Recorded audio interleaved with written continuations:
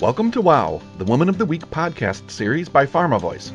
This episode was made possible by a generous sponsorship from W2O. For more information about W2O, please visit w2ogroup.com.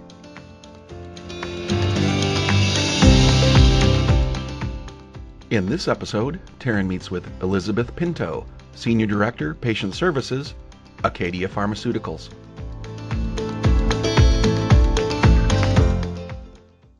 Liz, welcome to the PharmaVOICE WOW podcast program. Thank you. I'm excited to be here. And before we jump in, I do have to say that as we go through this conversation, that anything I say, the views and opinions expressed as we discuss are that of my own and not of my employer, including Acadia Pharmaceuticals. Okay, we've got that disclosure out of the way now, so we're ready to go. You have spent virtually your entire career working on patient-led initiatives. I'm curious, what led you to the healthcare industry and why that particular focus?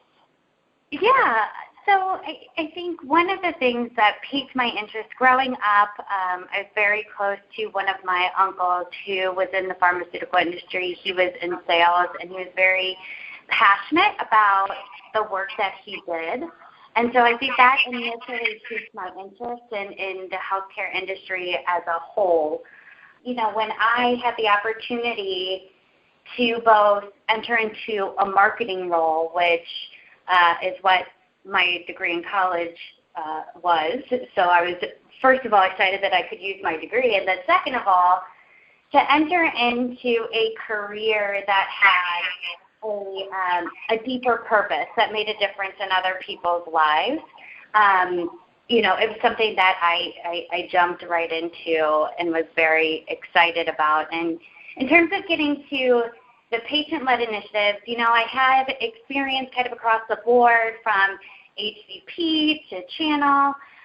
But at the end of the day, I think what drives me the most and makes me most passionate about the work that I do at the end of the day are the patients and caregivers. And what I like about the roles that I've had and the role that I'm in now is that in the patient services realm and patient marketing realm, you get to see firsthand the fruits of your efforts. So, you know, say you're having a stressful day or, you know, working a lot of hours to get something done.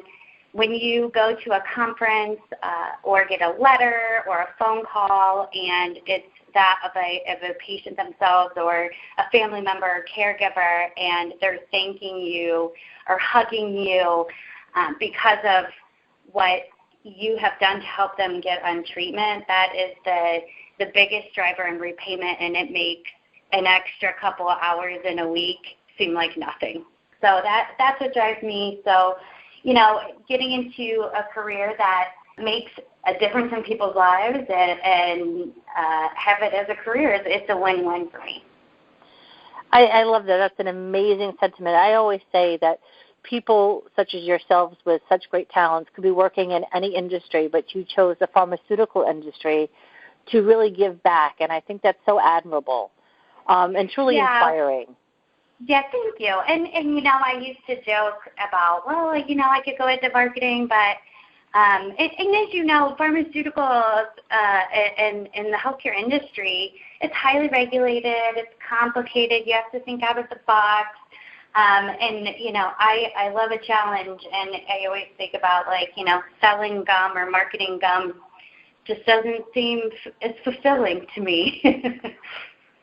I get it. I think it's fantastic. So thank you for all that you do on behalf of patients. And I do think that when you get that feedback, it is quite rewarding. So I can't even imagine how fulfilling that is.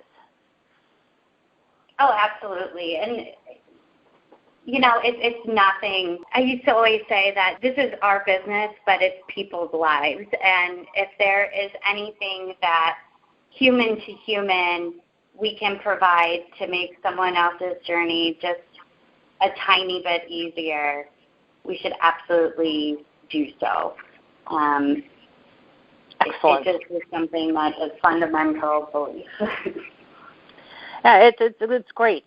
Let's talk about some of the the high-touch patient experience programs that you've built. Obviously, you want to meet those unique customer needs and drive brand loyalty. And as you talked about, it's really about the patients. So I know when you were at Hamilton Communications, you oversaw a billion-dollar franchise at a time when media channel convergence was just starting to take shape. So social media, websites, personalized patient programs. Talk to me about that experience and how you incorporated patient needs into those evolving strategies. Yeah, good question. I think, back when that was started, the sales calling on the prescribers was really the number one way that you got your brand out there in a way to drive that loyalty. And I think it was just about that time, too, as you mentioned, where this kind of patient focus took place. And at the time, at the brands that I was working on and kind of these ultra-rare diseases. And so, your typical bigger pharmaceutical strategies of commercials and things like that, it just wasn't realistic from this brand standpoint. So you had to be creative, but then also, I think that was when, at least in the industry that I was in, you really realized the power of the patient. And by integrating with the community, the advocacy groups, having advisory boards that have patients and caregivers on them, as well as, different focus groups, you really started to realize the impact that the patients could have. So it was, really about how do we reach these patients, which is very different than it is today. Some things are the same, some things are very different. And how do you provide a good experience? And then ultimately, down the road, it's about empowering them and making that experience great. So, it was very different. I think we looked at different media channels. You have your phone calls, you have your handouts, mailers. We did a lot of partnering with our specialty pharmacy partners, as well as the patient advocacy groups, just to start to form that relationship with the patient community, because it was new. And I think we started in a more unbranded manner because, you really have to earn the right to talk about your brand. And so really it was kind of a slow start, but once the momentum started going, it really took off. So all those lessons are still applicable today, and you were really at the forefront. You were also at the forefront of another somewhat revolution within healthcare marketing, and that was at the digital revolution when you were at In Touch. So that had to be really exciting as well, because you were at the ground floor of some really exciting initiatives. Yeah, it was literally right when iPads for the sales reps, the iPad-based sales aids, had started coming up. And I was able to have the opportunity to work with a team to lead some projects for a couple of brands within dyslipidemia to create those digital sales aids alongside some sales reps, and then roll them out to sales training. It was a learning experience, and a learning experience across the board. It was kind of the first time that this was really becoming a thing, and the first time that it had happened. So it's really a fun experience, because it gives you the opportunity to think out of the box, and how can we look at and portray this data in a more dynamic way and be more engaging. So it was absolutely neat to be at the beginning, and then to see how it's evolved over time. It's just incredible. That's cool.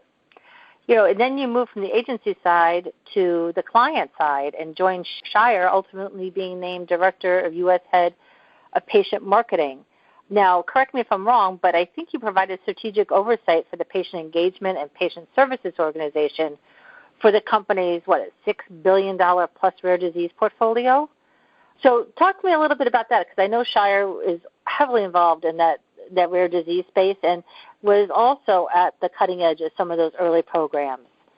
Well, as we know, the industry is always buying, merging, spinning off. So I was actually, ultimately at Shire, which I believe is now Takeda. I was Baxter, then we spun off our bioscience to Baxalta, and then we were acquired by Shire. So I know, you need a scorecard. You really do. You really do.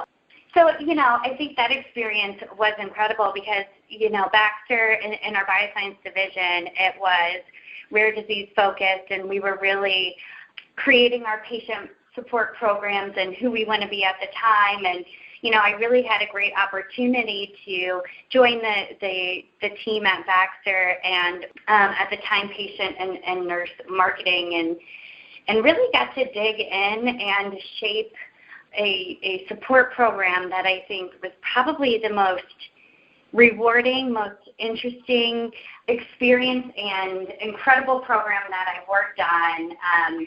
We actually, just as a little side story, this is in a community, again, in that rare disease space with immune disorders. And after starting and learning a little bit more about the community and sitting in focus groups, it really came out this idea of isolation, that these patients felt so alone because it is rare. It is a rare disease, and feeling like they're the only person that had this. And you could even see when we would do focus groups that complete strangers would be hugging and crying because they thought they were the only person that had this to meet someone else that was going through a similar journey, which just meant so much to them. And also in rare disease, they really went through a lot to get a diagnosis, so from specialist to specialist and maybe some misdiagnosis before they ultimately got the correct one and on treatment. And we shaped this program where the people who were on the phone and reaching out and providing the support to these patients and caregivers were patients themselves. So immediately it was that connection and the reminder that they're not alone.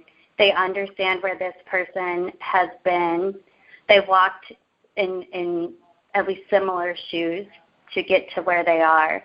And we're able to individualize that with everyone that they spoke to and create just a real meaningful difference in people's lives. And I think when we started, we had 2 full-time and 1 part-time, if I remember correctly, and I think at the time that I left there were 17, and we ended up bringing them in as employees internally. Yeah, just really from supporting kind of on all aspects of patient support, from your hub and copay services, but then also that emotional side, the education side, kind of being able to connect a community. And I think that was the most interesting programs that I've had the opportunity to work on within my career. Great story, and it shows the power of that connection, right, and those relationships and having the right people in the right place to talk to the right people at the right time. Absolutely, and the insight about the going through a lot of diagnoses before they got the right one, which is, was also interesting because a lot of times we in the industry look and we're like, oh, we could have, we'll just put some nurse navigators and, that'll be more meaningful because other people are doing it. But I think the lesson that I learned is that it has to really be specific for the communities that you're serving. A nurse being the first outreach in this community because they had been kind of burned by the medical communities is probably not the best first point of contact, but having a peer be that first point of contact was really, really meaningful. That's an excellent anecdote. Let's move on to where you are right now as Senior Director of Patient Services at Acadia Pharmaceuticals. Again, you're responsible for a big portfolio of business, and it's the patient services strategy and operations, as well as access marketing. So what does your job entail right now, and a little bit more specific besides the jargon, and what are your short-term and long-term goals in terms of patient services at the company? Sure. So my role leading patient services, I have a team that we do kind of three buckets of tasks. So we have data and analytics from our support services that, we constantly evaluate, keep an eye on metrics. We have running our support or our reimbursement support, let's say, or financial assistance support. So we have our hub and our hub provider running the day-to-day of that as a third party. And then we also have a field reimbursement team that we support. So that's kind of under that bucket. And then the last bucket being access marketing, and access marketing being everything from branding, messaging, communicating out our patient services, but then also creating messaging to educate, physicians and offices on what coverage looks like and what access looks like overall for our drugs. So that is what we do, and then on top of that, of course, is a strategic part in planning and making sure that, our strategy is both patient-centered and aligns to our ultimate organizational goals. In your opinion, and this is sort of a softball question, but what is the difference between brand marketing and then patient marketing? I get this question a lot, actually. So how I like to describe it is, you have your typical, let's say, sales and marketing, and they are responsible for driving demand. So they are responsible for creating awareness of perhaps the disease state, awareness of your brand, creating urgency to treat, or activating consumers or patients and caregivers to ask for a certain brand to get a script written, essentially, right? What patient marketing or patient services marketing is it shouldn't stop there. The experience and brand experience shouldn't stop there. What we do then is ultimately we're responsible for creating an easy and smooth process to access the medication, and that's for our healthcare professionals and our patients and caregivers, as well as keep them on treatment. So it's really helping them get access easily to the medication that their doctors prescribed for them, and then also providing support in different ways, strategies to help them stay on the treatment that they're prescribed. And then as well as, creating the awareness of the programs and the messaging and the different materials that are needed to best support our communities. Thank you. That's great. And that really leads me to my next question, which is, wraparound services, wraparound patient services. We're seeing that as a trend, and what pharmaceutical companies are offering beyond just the pill or the injection or whatever the mode of treatment is.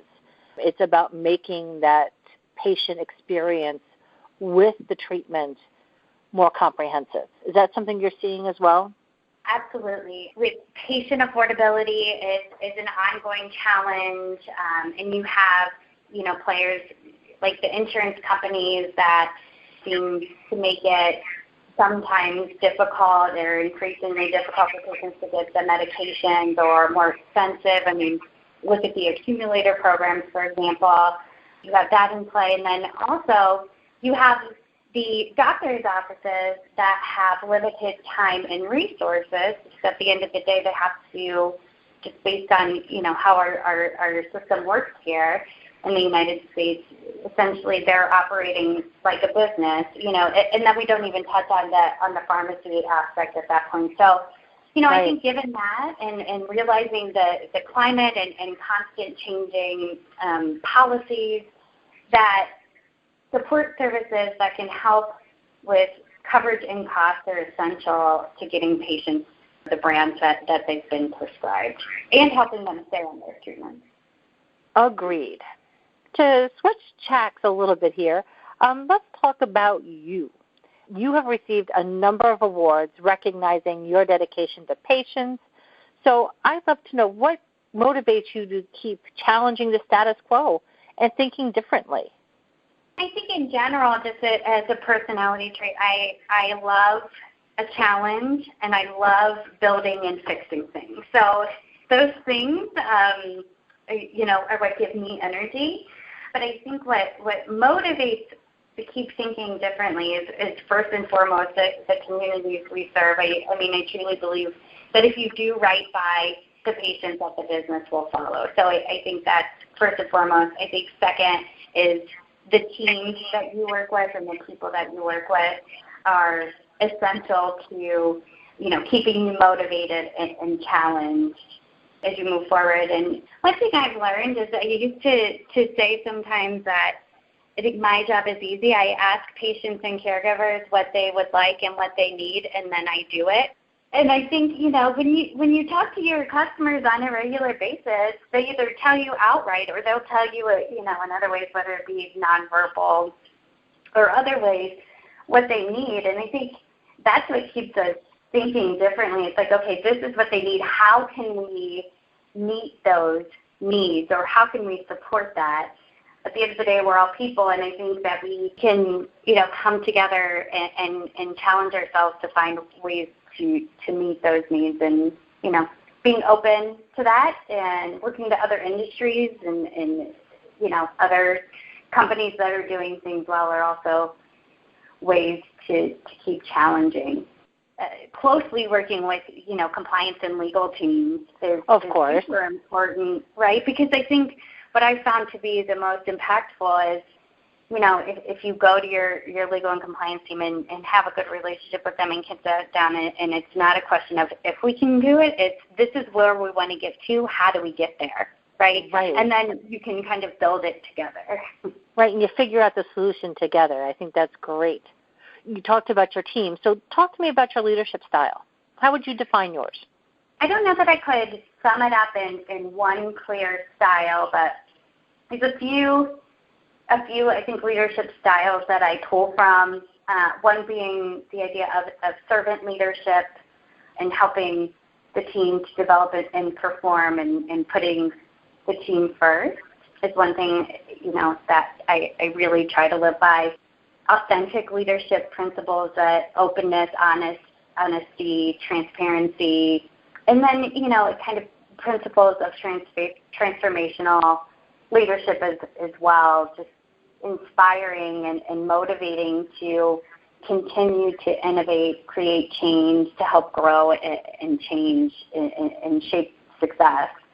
I think a few other things.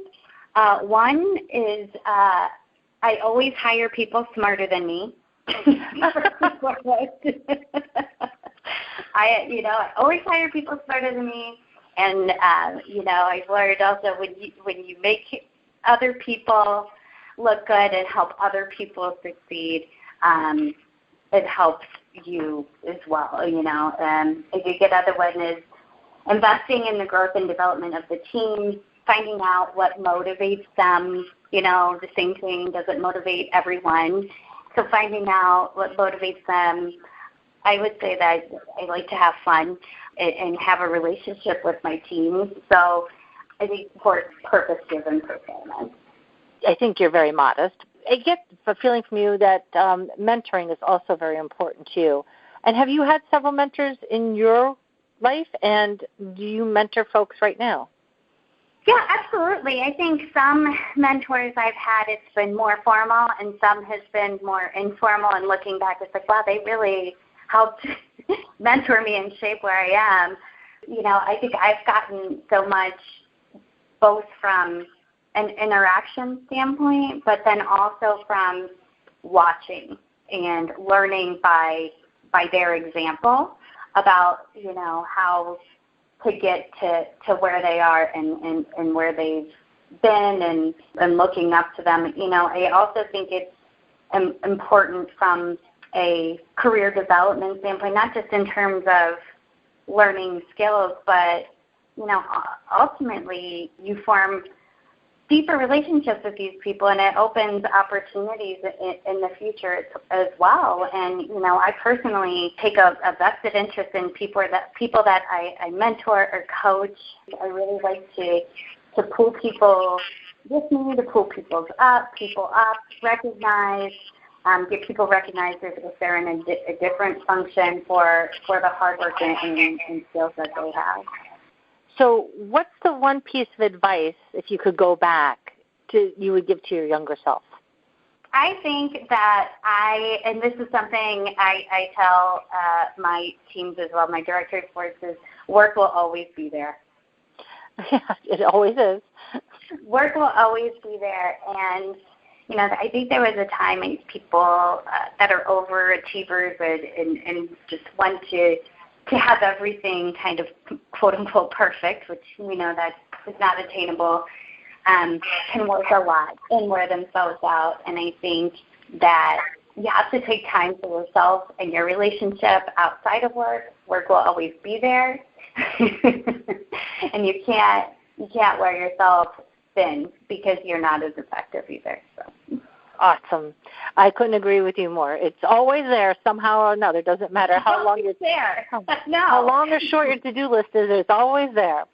Finally, after having a really successful and a very acclaimed career, can you identify one wow moment? Was it the program that you did when you were over at Baxter-Baxalta Shire? Yeah, it's hard to narrow it down to one.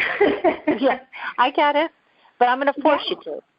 I think that program was huge to me personally, and in terms of what we were able to do as a team and as a community to build up that program and really come together both as a team and a community and kind of take what was once so isolating and make it just a little bit less alone for the patients that we served. And I think that was one of the biggest wow moments. And I think even within that, there's a more refined wow moment. So while working on that program, there was a tool that was developed, and essentially what it is infusion therapy. And so, obviously it's scary for children to go into a hospital and have to get an infusion, or have a nurse come into their home and have to get an infusion. And there was a therapeutic play kit created, which essentially was this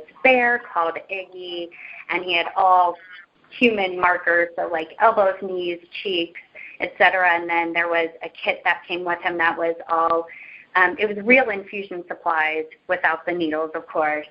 And we would provide this to children, so along with some guides to therapeutic play to help them kind of prepare for the medical environment and the infusion, and so that, often kids can communicate through therapeutic play about what they're feeling because they can't always articulate it. And this was provided, to children throughout the community and even adults throughout the community. And I went to a conference, and it was a patient and caregiver conference and families, and we had a booth, and we actually ended up having what we called a big Iggy, a person in a suit with the Iggy suit, the bear suit on. Right. And, he was at our booth, and, this little kid came running up screaming Iggy's name and gave him the biggest hug. Aww. And just stood there and hugged, and Mom was crying, and I looked over, and she said, "My son has been getting infusions and been hugging Iggy for every infusion, and I'm crying because now to see Iggy holding him and my son in a good enough place for Iggy to hug him is just so meaningful." I cried along with her, I believe, and I still get teary-eyed when I talk about it. But the impact that it can have on lives. Liz, I want to thank you so much for being part of a WOW podcast program. It was great speaking with you, and thank you so much for sharing so many of your insights that you've gained through your career. Thank you so much. I really appreciate it. Thank you for listening to this episode of WOW, the Woman of the Week podcast series. And thanks again to W2O for sponsoring this program. For more information on W2O, please visit W2Ogroup.com. We also encourage you to listen to additional episodes at pharmavoice.com/wow. This 2019 program is copyrighted by PharmaLinks LLC.